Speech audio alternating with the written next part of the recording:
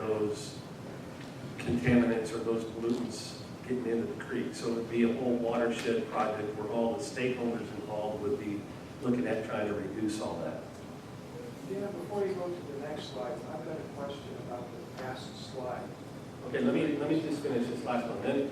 Then through my research, digging into all this stuff, I did uncover one of the parcels in Sleepy Hollow that back in 2002, they had an issue with some, it's on what's called the MOTCA list. It's the Model Toxic Control Act.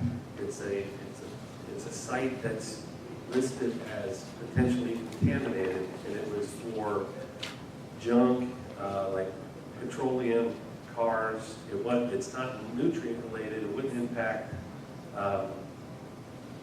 issues in our lakes as far as algae blooms, but it's something we can follow up on. It's a water quality concern. The problem is it's way down here.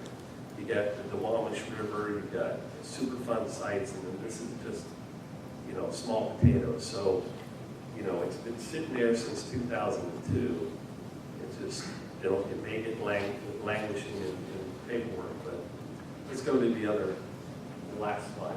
So, Now, the question I have, I don't know that much about you mentioned the things that drain into Joe's Creeks in our sewers. The drains that are in the street around Twin Lakes, where does that drain into?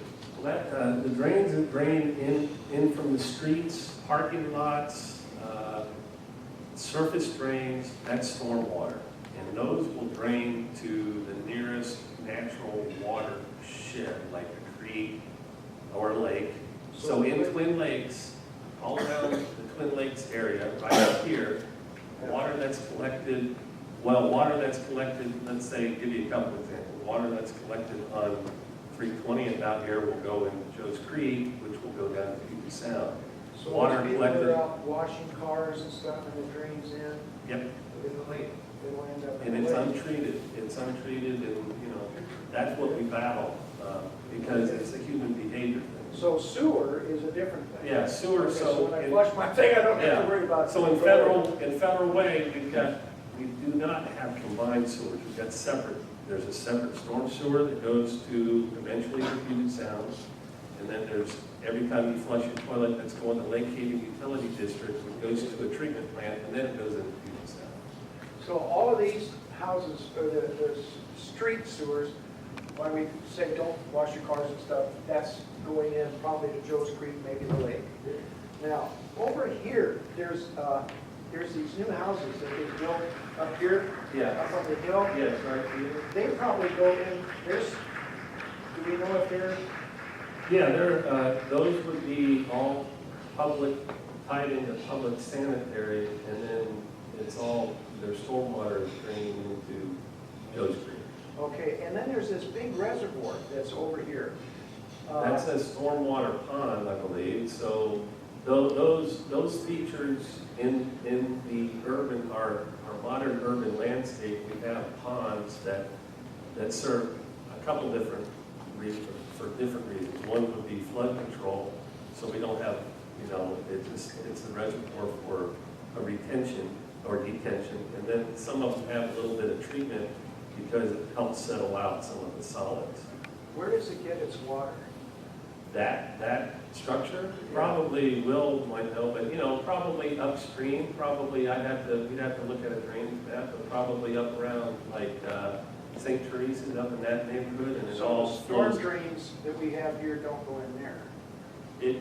Yeah, some storm drains will go in there, and that pond probably outlets and goes underneath Point Road and then gets over into Joe's Creek. Now, this area over here, I mentioned at our previous meeting, the lake started really getting bad back in the 80s when they built Stonebrook. Yeah, there were a lot of sins in the past. We Yeah. do things a lot better Are their now. storm drains doing the same thing ours are as far as draining into this? Yep. Okay. Thank you, I didn't mean to. Some of that storm drain on the other side of 320, it comes all the way over to Lorraine. Yeah. Well, thank you for. Sure. Okay, so then element number 3 is our water quality monitoring program. And this involves us going out and collecting samples, delivering them to the lab. There's a lab in Fife and a lab in the Fife labs. We do the data management, we're doing the research, so there's a lot of cost and effort into this. So I could have picked 100 sites, but I picked 6 strategic sites, basically for where they're located and then ease of access and our ability or our permission to access the site. So going upstream to downstream here, site number 1 will collect most of northeast Tacoma so we can see what's coming off of there. And number 2 is in this open area, Stonebrook Development. HOA provided us permission to get in there, and we hacked our way back. It gets kind of muddy back in here, but that's actually in the creek channel. Site number 3 is not in the creek, but it tells us what's coming off of Stonebrook, which is kind of interesting. Site number 4 is the inlet to Lake Lorraine, and that's really a critical one because it tells us the phosphorus coming into the lake. 5 is the outlet to Lake Levine and the inlet to Lake Dean. And 6 is the outlet to Lake G. So we're looking at external sources only. We're not looking at what contributes through the lake, through the turnover, through the internal loading. We're just looking at external sources. 7 monitoring events since October. So that comes out about every 2 weeks. We try to target rain events because those are real important because it's washing all the pollution off the landscape, and we want to capture that event. And we go from upstream to downstream because we want to follow the hydrograph of the stream. We want to follow that slug of water as it goes downstream. So we're comparing apples to apples. We're not going against the grain. And then we're looking for total phosphorus, fecal coliform. We're doing some flow measurements here. We're measuring the flow, and this is the pipe at Tony's house. You should be familiar with that. And then we, in our lab they call it the lab in my office, but because I have a sink in here, that's the reason why. But I can do some other testing in there too. So here we go with some data. So don't be overwhelmed. I'm just going to go through some of this. Phosphorus comes from fertilizers, car washing, other kind of sources like that. And the reason why phosphorus is important, like Gary said, is the driver of algae blooms. So this is we've sampled October to earlier this month. These are 6 different sites, and then the averages down here for each of these sites. These are just some notes. I'm mining the weather data to look at how much rain falls, so we can see we've had some dry patterns in the wintertime. This winter, which has been unusual, and then rain events. So then these numbers are represented in this bar graph. So you have here on the left is the stuff coming off of northeast Tacoma, then downstream of Sleepy Hollow. Then this is the isolated Stonebrook runoff. This is the inlet to Lake Lorraine, outlet to Lake Lorraine, and outlet to Lake Jean. Yeah, I'll just kind of, we can't, this is very minimal data. I'm very hesitant about drawing any conclusions, but there's some interesting things going on here. Okay, the highest, and these are concentrations, this is not loading. The highest readings we're getting is coming off of northeast Tacoma.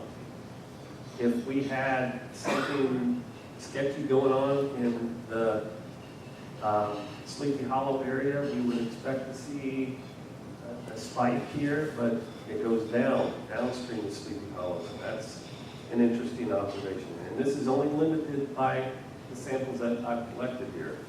Then we get some stuff coming off of Stonebrook. The other thing I can point out is we can compare what was collected in the minimum 36 samples in Joe's Creek, that we get an average of 42 micrograms per milliliter of total phosphorus. But then I looked at a whole bunch of data from King County, small streams that are very similar to Joe's Creek.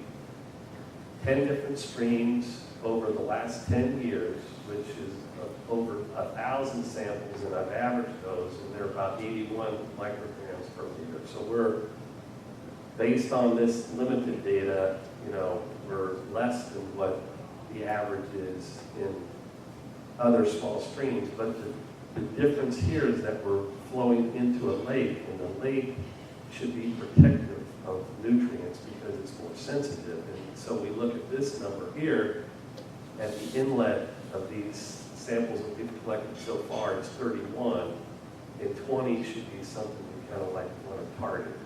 So that's my generalization of phosphorus data. Then we have fecal coliform data. Fecal coliform is the bacteria that's in the gut of warm-blooded animals like humans, dogs, goats, waterfowl, hawkers, raccoons, and so it could come from septic systems that are leaking, or we're doing this very lean. The samples are about $30 a piece, $20 a piece for analysis.